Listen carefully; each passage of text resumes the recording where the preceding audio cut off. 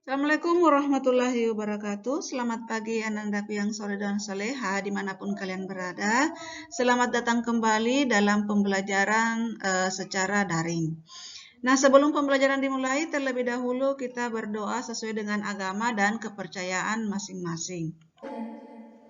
Bismillahirrahmanirrahim. Rabbi zidni ilman warzuqni fahma. Baik, sudah siap untuk belajar online ya?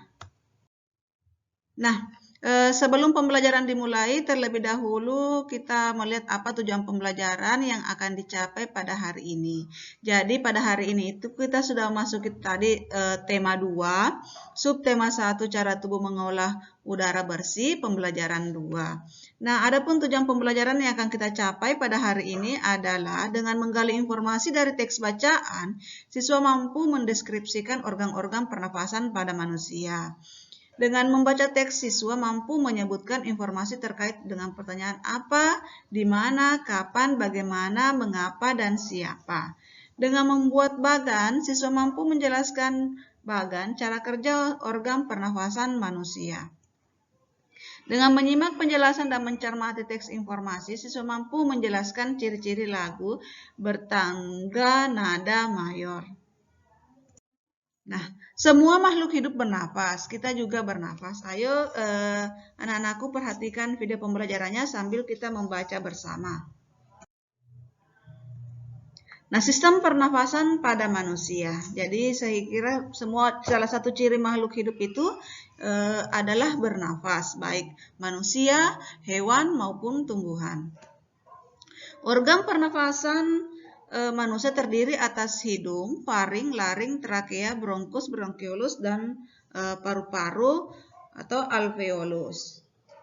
Nah, yang pertama adalah hidung. Jadi sambil anak-anakku membaca, sambil perhatikan gambarnya. Ini yang gambar di samping adalah gambar hidung.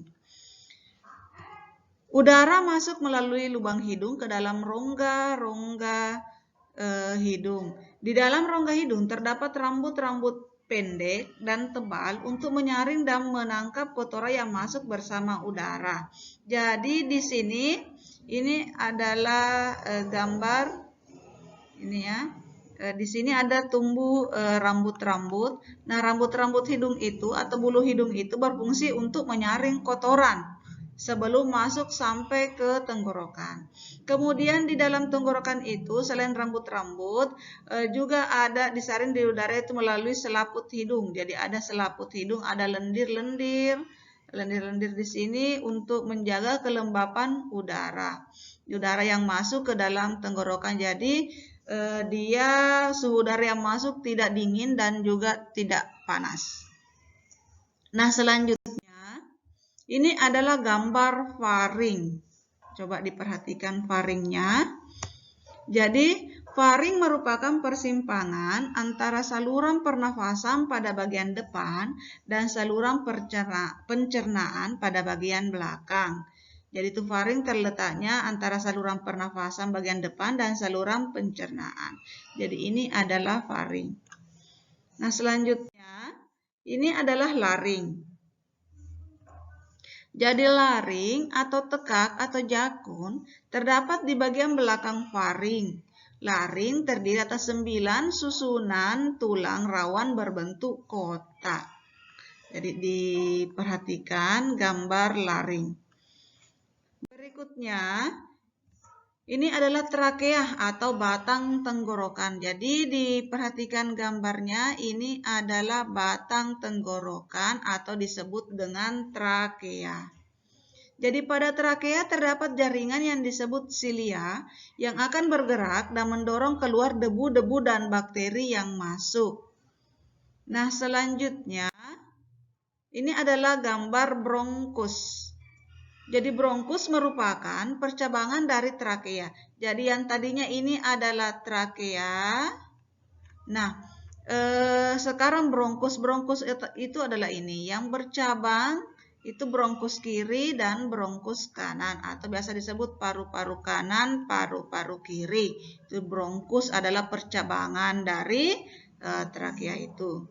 Kemudian selanjutnya bronkeolus. Nah, diperhatikan, bronkeolus merupakan percabangan dari bronkus. Jadi tadinya ini adalah trakea, bercabang, percabangan ini adalah bronkus. Nah, dari bronkus ini ke paru-paru kiri dan paru-paru kanan, di dalam bronkus ini bercabang lagi, ada lagi percabangan-percabangan. Nah, percabangan-percabangan inilah yang dimaksud dengan bronkeolus. Jadi bronkeolus itu percabangan dari bronkus. Nah, selanjutnya alveolus. Nah, alveolus terdapat di dalam paru-paru, merupakan tempat terjadinya pertukaran oksigen dan karbon dioksida.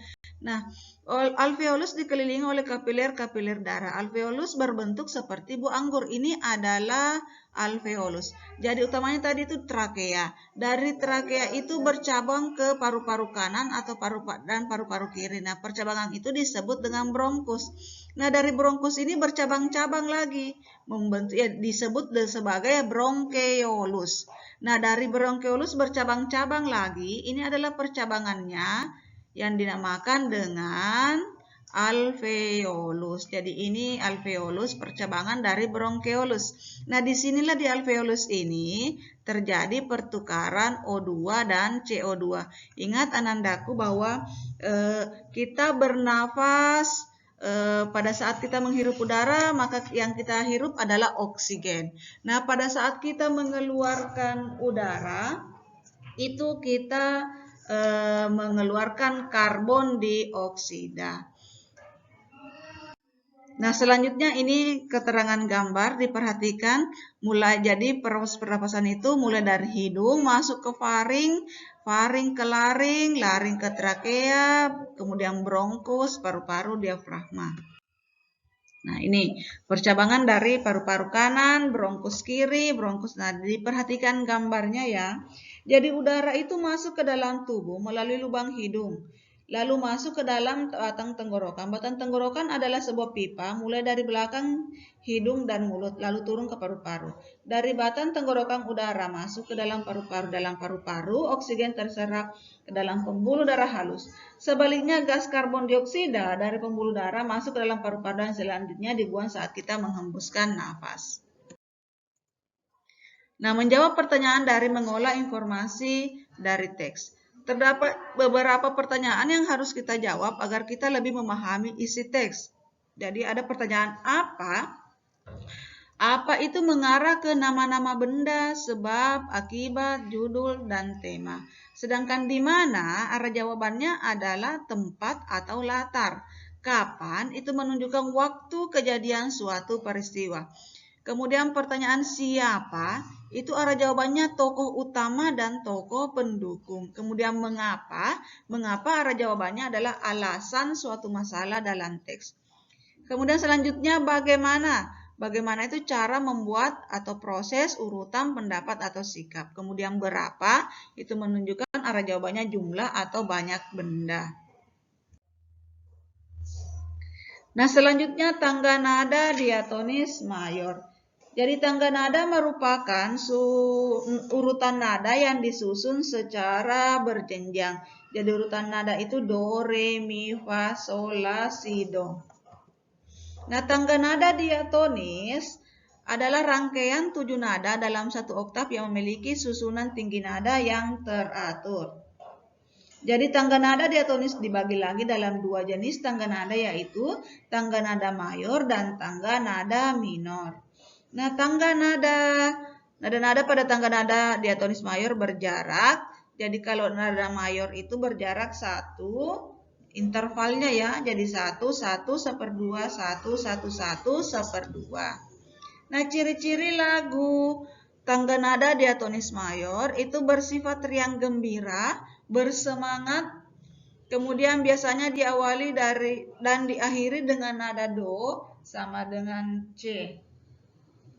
Kemudian ada beberapa contoh lagu bertangga nada diatonis mayor, itu Hari Merdeka.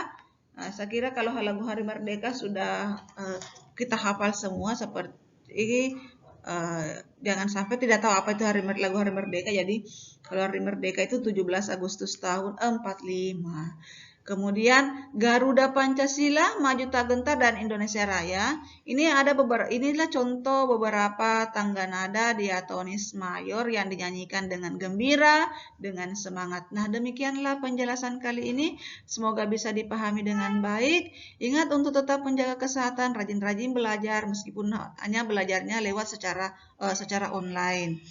Nah, ingat untuk tetap menjaga kesehatan, gunakan masker jika keluar dari rumah. Assalamualaikum warahmatullahi wabarakatuh.